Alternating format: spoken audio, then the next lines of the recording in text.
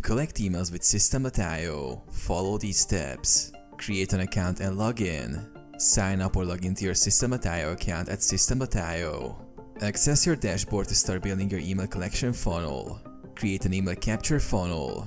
Click Funnels on the left sidebar and select Create a Funnel. Choose Build an Audience to capture emails. Name your funnel and select your preferred language. Click Create.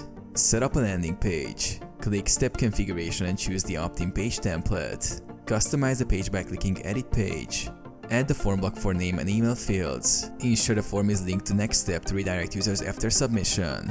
Integrate email marketing. Go to Settings in your funnel and select Automation Rules. Click Add Rule, then choose Funnel Step from Subscribed. Set an action to add to campaign and choose your email list. Publish and share. Click Save and Exit. Share the funnel URL on social media, websites, or ads to start collecting emails.